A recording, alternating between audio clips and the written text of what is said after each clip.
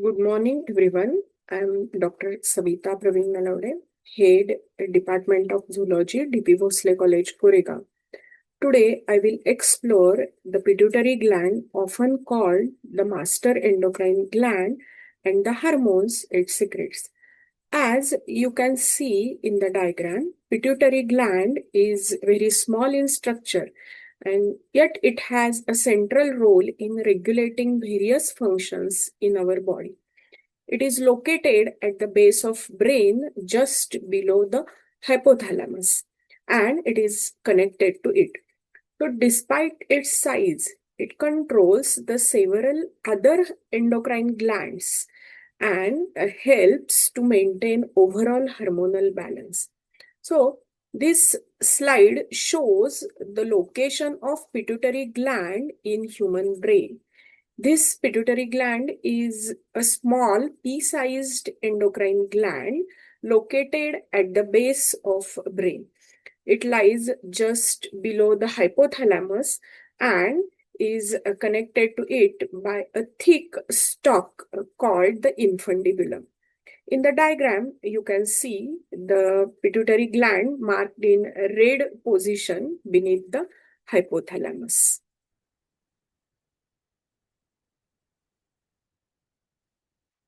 So, although it is very small in size, the pituitary gland is often called the master endocrine gland of the endocrine system because it controls the activity of many other endocrine glands such as thyroid gland, adrenal gland, and gonads.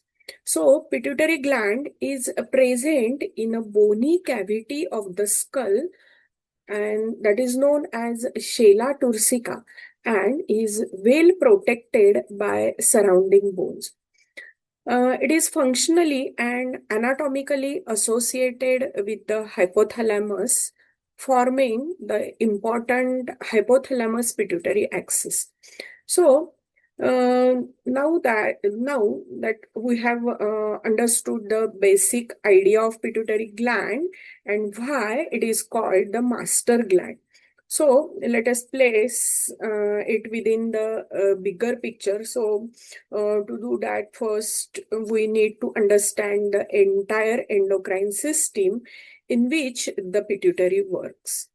So before we focus on the pituitary gland, let's briefly understand the endocrine system. And the endocrine glands are ductless glands, meaning they release the hormones directly into the bloodstream. And these hormones acts as a chemical messengers that regulate chemical messengers that regulate the growth, metabolism, reproduction, and the homeostasis also. The major endocrine glands that includes the hypothalamus, pituitary gland, thyroid, parathyroid, adrenal glands, pancreas, pineal gland, and reproductive organs like ovaries and testes. So, among all these, the pituitary gland plays a central coordinating role. So, it controls the activity of many other endocrine glands, making it crucial for the proper functioning of the body. So, we now know the important endocrine glands of our body. Among all these glands, the pituitary gland has a central role. So, the next, let us look closely at where the exactly pituitary gland is located in the brain. So, location of the pituitary gland. Now let's discuss the location of pituitary gland. It is a small pea-sized gland situated at the base of brain below the hypothalamus. Basically, it rests in the bony cavity known as the Shela turcica, which protects this delicate structure.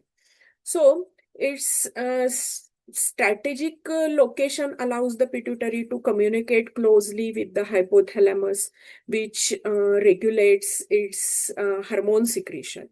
So even though it is very small, this gland has a significant influence on the growth, metabolism, and the reproduction also.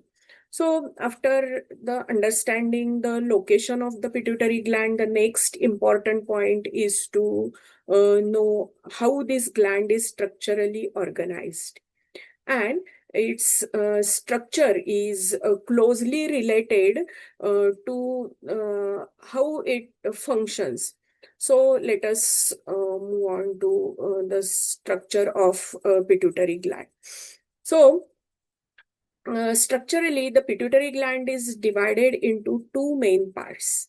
The anterior pituitary, called as adenohypophysis, and the posterior pituitary, known as the neurohypophysis. So the anterior pituitary is true endocrine gland, and it produces its own hormones. So the posterior pituitary, on other hand, it does not produce the hormones but stores and release the hormones made by the hypothalamus. So both the parts are connected to hypothalamus through the stalk called as infundibulum, and which allows the precise regulation of the hormones.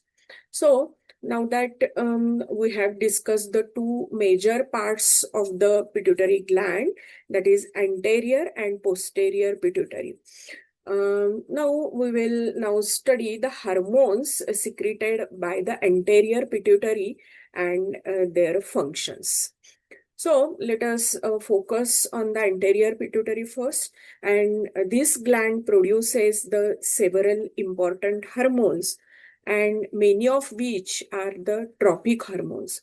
So tropic hormones acts on other endocrine glands to regulate their function.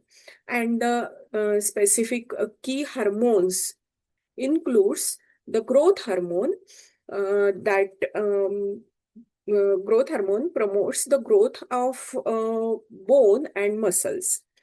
The hypersecretion in the children cause the gigantism, while in adult it leads to the acromegaly.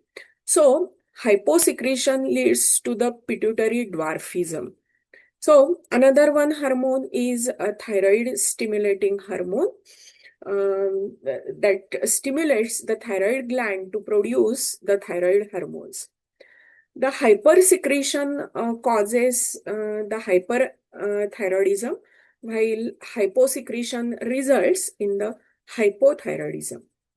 Next hormone is adrenocorticotropic hormone, ACTH, acts on the adrenal cortex to produce the cortisol.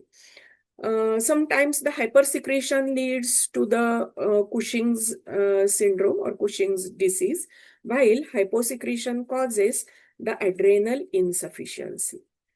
Next hormone is follicle stimulating hormone, FSH, regulates the gametogenesis, sperm formation in male, and egg development in female. Sometimes imbalances in this follicle stimulating hormone can affect the fertility in male and female also. Next one is luteinizing hormone that triggers the ovulation in females and the testosterone production in males.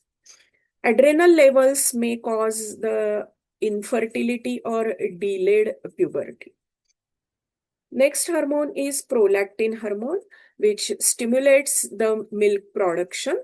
Overproduction can lead to inappropriate lactation, while the deficiency can affect the breastfeeding.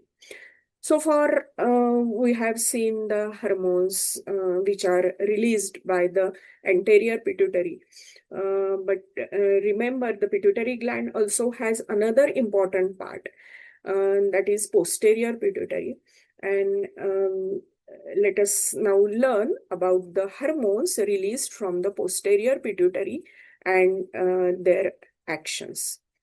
So, pituitary hormones, posterior pituitary hormones or posterior pituitary gland functions differently. It stores and releases the hormones made by the hypothalamus. The two main hormones of the posterior pituitary are the antidiuretic hormone. It is called as ADH or vasopressin. This hormone promotes the water reabsorption in kidneys, helping to regulate water balance in the body. Hyposecretion can cause the diabetes insipidus, leading to excessive urine production, while hypersecretion can lead to water retention. So, another one hormone of posterior pituitary is oxytocin hormone.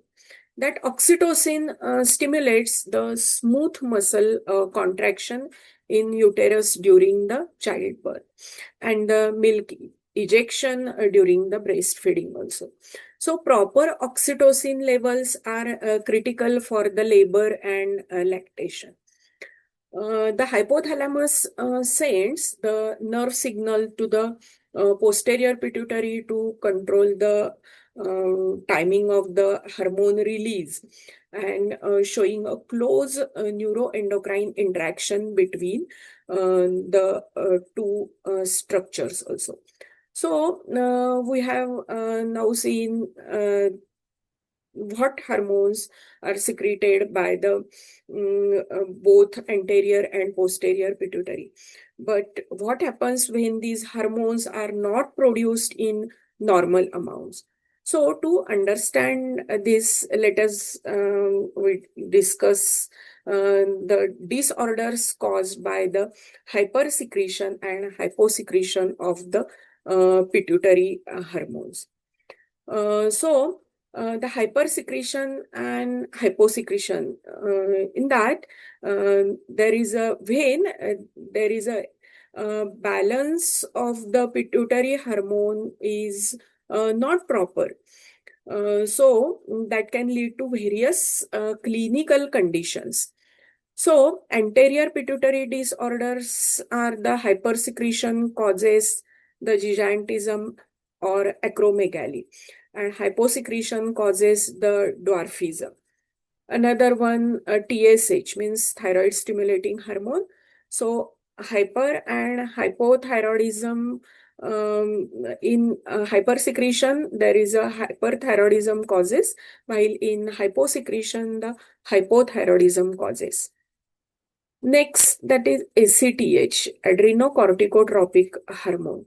So, hypersecretion of ACTH causes the Cushing's disease, while in adrenocorticotropic hormone secretion causes the adrenal insufficiency. The follicle stimulating hormone and luteinizing hormone that causes the irregularities in menstrual cycle or in early puberty also. So hyposecretion causes the infertility or delayed puberty. Next hormone that is prolactin hormone. When there is a hypersecretion of prolactin hormone takes place, it causes the inappropriate lactation or amenorrhea, and hyposecretion of the prolactin hormone causes the failure of lactation. So, there are also posterior